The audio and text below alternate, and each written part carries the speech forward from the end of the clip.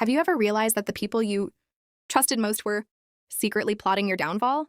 That day I did, and it broke something inside me that I thought could never be fixed. My name is Leah Morgan, and what I am about to tell you will sound unreal, but every word is true. Before you start judging, hit like and subscribe, because stories like this are worth hearing. It all started on a normal Tuesday morning. I woke up to the smell of burnt coffee and the sound of my phone buzzing. My parents had always been distant, emotionally unavailable. I was 32, independent, and in a relationship that felt solid. At least I thought it was solid. My sister, Ella, had always been the golden child. Everything came easy to her. Attention, love, praise. Me, I was the quiet one, the responsible one. The one who quietly suffered while she shined. That morning, I found a note on my kitchen counter. Simple, typed on a white sticky note. Almost anonymous. You will regret trusting her. I froze. My hands shook. Ella's handwriting? Too neat, too precise. She had always had a way of making threats feel polite. But I tried to brush it off. Maybe it was a prank, I told myself. Maybe it was nothing. Work was no refuge. I arrived at the office to a flood of emails. Urgent messages I had not sent. Complaints from clients about my supposed mistakes. Man, you have no idea how quickly your life can turn upside down when people decide to rewrite reality. And who was behind it? Ella, naturally. She had access to everything I owned, my accounts, my emails, even my work password, because I had, once upon a time, trusted her. That night, I came home and found the locks changed. Not just one, but every single one. My apartment, my sanctuary, now a trap I could not enter. Panic clawed at me, but I did what I always do. I stayed calm. I called the locksmith, got in, and started documenting everything. Every lock, every note, every hint of sabotage. I would not let her think she could win. The next morning, she sent me a picture. A simple, elegant photo of our family home, my childhood bedroom, the window I had looked out of for years. The caption was chilling. Soon, you will have nothing left. And that was the moment I realized this was war. Ella had allies.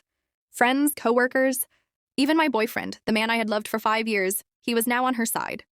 I could feel it, the subtle glances, the whispered conversations when I entered a room. Betrayal tastes like metal in your mouth. You do not see it coming until it hits you, and by then it has poisoned everything. I began tracking their moves quietly like a ghost. Every message, every call, every social media post. I learned more in a week than I had in a lifetime. My boyfriend's lies unfolded like a dam breaking, secret trips, hidden bank accounts, late-night calls, and Ella? She smiled through it all, the perfect actress, the golden sister. She thought she was untouchable. Then came the night of the party. A celebration for my promotion, something I had worked for years to achieve. She knew it would be my shining moment, my moment to finally be recognized. And she planned to ruin it. I walked in to find everyone laughing, clinking glasses, and at the center of it all, my boyfriend with Ella's hand on his arm. My heart stopped. My stomach dropped. That smug, fake smile on her face was enough to make me sick. I did not react. I did not cry. I let them think I was oblivious. I let the night stretch on, the humiliation mounting, the whispers spreading like wildfire. And then, when they least expected it, I acted. I had already documented every conversation, every message, every betrayal. I had lawyers on speed dial, evidence lined up, plans in motion, and that night, with a calm voice and a steady hand, I exposed them. The shock was cinematic. Gasps, laughter turning to silence, the air thick with disbelief. My boyfriend froze, his face pale, unable to explain the trail of deceit I laid bare. Ella's smug smile faltered, a flicker of fear crossing her eyes for the first time in her life. I walked out, leaving them in their own chaos. But this was only the beginning. For days, the fallout consumed everyone else, but I stayed focused. I secured my finances, my accounts, and my apartment. I built a wall around myself that no one could breach. Yet the psychological war had just begun. They tried to manipulate, to gaslight, to turn mutual friends against me. Anonymous calls, fake accusations, threats whispered behind doors. Every move they made, I had already anticipated. I was always 2 steps ahead. Then came the moment of ultimate satisfaction. Ella had a big presentation at her company, one that could have defined her career. The night before, I sent an anonymous tip to her board, detailing her sabotage attempts, her emotional manipulation, the betrayal she orchestrated against me. I watched from a distance as her confident facade crumbled the next morning, as she tried desperately to explain herself. That satisfaction and that electric, heart-pounding realization that justice finally was mine was intoxicating. And my boyfriend? He tried to reconcile. He sent messages, emails, even flowers. I did not reply. Silence is a weapon he could not understand. Every attempt he made to worm back into my life was documented, logged, and kept as evidence. I was untouchable because I refused to react. Weeks turned into months, and life started to stabilize. Friends I thought I had lost came back once they realized the truth. My career flourished. My apartment felt like home again. And most importantly, I felt powerful. Not the kind of power that comes from revenge alone, but from clarity, foresight, and control over my own life. But just when I thought the nightmare was over, I received a package. No return address, no name. Inside, a single photo. Ella smiling with a new partner. A mocking glint in her eyes. A message scribbled across the bottom. You may have won, but this is far from over. I smiled, a cold, deliberate smile. Let her think that. Let her live in her fantasy. Because I had already learned the most important lesson. People who betray you do not get to dictate the ending of your story. I picked up my phone and typed a message to my lawyer. Document this. Keep it. File it if needed. Evidence is power. Silence is peace. And patience. Patience is vengeance that cannot be undone. 2 years later, the phone rang. Unknown number. I hesitated, then answered. The voice on the other end was shaky, almost timid. Leah, it is me. I need your help. I am in trouble. I paused, letting the words sink in. My heart raced, but not with fear. With the memory of every betrayal, every lie, every attempt to undermine me. And then I smiled. Because this time I held all the cards. That was the moment I realized something terrifying and thrilling. You cannot outrun betrayal. You cannot escape those who wrong you. But you can control the consequences. You can turn the tables, rewrite the rules, and make sure that the ones who tried to destroy, you are the ones left shattered in the end. And for the first time in my life, I did not feel fear. I felt unstoppable. You think winning is the end? You think silence is enough? But in my case, winning was just the opening act. Because once you show strength, once you show that you cannot be broken, the people who betrayed you get desperate. They lash out. They become reckless. And that is when the real story begins. It started with the calls. At first, just a few. Strange, short, almost nothing but static and breathing. I ignored them as I had learned to do. But soon the messages started. Texts, emails, even fake social media profiles created in my name. Posting lies, twisting my past, trying to make me look unstable. Man, you have no idea the panic that hits the first time you see your life being rewritten by someone who thinks you are powerless. But I had learned, I had prepared, I had anticipated, and I was not powerless. Ella, of course, was at the center of it. She had grown reckless, overconfident. She thought my silence meant fear. She thought I would crumble when confronted with public humiliation. That was the mistake she made, because I knew exactly what she was capable of, and I had been ready for months. Every message she sent, every post, every anonymous tip she tried to leak to my workplace, I collected. Screenshots, timestamps, emails, everything. I had a digital paper trail long before she even imagined what was coming. Then came the night she crossed a line I could not ignore. She somehow got into my building, bypassed the security cameras. She left a package at my door, a simple brown box. I opened it slowly, half expecting poison, half expecting nothing. Inside was a single photo. My apartment building taken from the street with a note. I see everything. You cannot hide. Most people would have panicked. Most people would have called the police, moved out, run. Not me. I sat down, opened my laptop, and started tracing the number, checking the IP addresses, the metadata, everything. By the end of the night, I had not just her location, but her pattern, her friends involved, her timing. And I smiled, because in the shadows, I was stronger than she ever imagined. The next morning, I acted. I called my lawyer, David, and explained everything.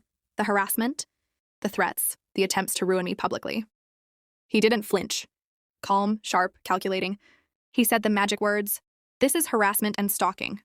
We document, we serve. We end it legally, and we do it in a way she cannot ignore." By that evening, she received a formal restraining order.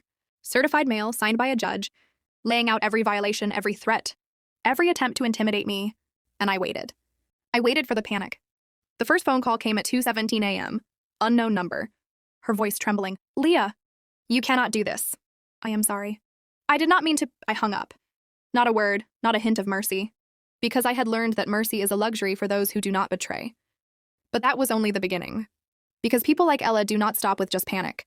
They escalate. And her escalation came in the form of my family. My parents. They called, they pleaded, they whispered guilt trips through the phone. "You are being too harsh. She is your sister. You cannot ruin her life." I listened quietly, nodding in my mind. Quietly, I set up recordings of every call, every threat, every attempt at manipulation. I had learned to turn every word against them if needed. Work became a battlefield. She had tried to ruin me before, but now, with the restraining order in place, she could not touch my professional life without exposing herself. She emailed clients, tried to spin lies, but I had everything. Evidence of contracts, evidence of her interference, proof that she was the one undermining me. And every time she sent an email, I forwarded a copy to my lawyer. Every move she made was now a trap for herself. Then came the climax. I got the call from David. Leah, are you sitting down? I was. Ella has escalated. She is filing a civil lawsuit against you for defamation and harassment. And she has involved your parents to testify. I laughed quietly at first, then louder. This is exactly what I wanted. She thought she could drag me into the mud. She thought she could make me crumble under the weight of family and legal threats. She had no idea that I had already anticipated this, prepared for months, and documented everything meticulously. Court day arrived. The atmosphere was tense, thick with unspoken accusations. My parents sat in the back, conflicted, unsure. Ella strutted in, confidence plastered across her face like armor. My lawyer, David, leaned over. You are ready. We have everything. Stay calm. Let the evidence speak. The trial began. Ella's lawyer attempted to paint me as unstable, vindictive, obsessed. But each claim I had preemptively disproved. Screenshots, emails, timestamps, phone logs, everything laid out in clear, undeniable order. I watched as her face fell, her confidence cracking with each piece of evidence displayed. Then came the ultimate twist. The court asked for witness testimony.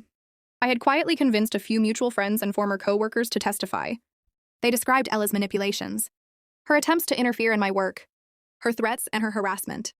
Each story another nail in the coffin. Ella tried to speak, tried to deny. But the law does not bend to charm or lies. It bends to proof. Hours later, the verdict. I watched the judge's hand as it pounded the gavel. Restraining order upheld. Civil claims dismissed. Financial restitution ordered. Ella's reputation irreparably damaged.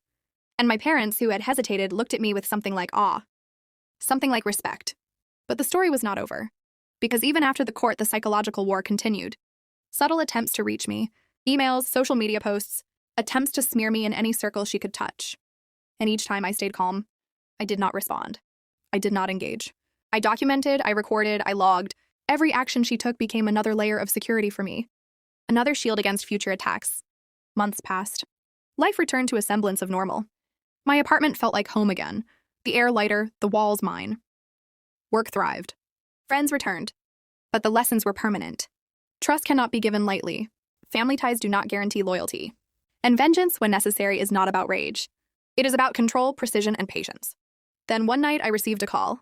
Unknown number. I almost did not answer, but something compelled me. The voice on the other end was soft, almost pleading. Leah, it is me, Ella. I cannot fix this, please. Forgive me, I need your help. I paused, the weight of every betrayal, every sleepless night. Every plan and counterplan pressed down on me. And then I smiled. A cold, deliberate smile. Because for the first time, I could decide what to do. I could show mercy, or I could let her stay broken. I will consider it, I said slowly. And I hung up. Because the final lesson I learned was this. Power is not about hurting someone. It is about surviving, thriving, and making sure the people who tried to destroy you cannot ever touch your life again. And that is exactly what I had done. From that day on, I became untouchable. Not because I sought revenge out of hate, but because I had mastered the art of survival, the art of foresight, and the art of remaining calm when chaos tried to pull me under. People like Ella, people who think betrayal is a game, will always underestimate the quiet ones, the patient ones, the ones who plan. And as I sit here today, years later, telling this story, I realize something terrifying and beautiful. The ones who betray you, the ones who try to break you, they are not the danger. The danger is underestimating the person they hurt. And I was never someone you underestimated.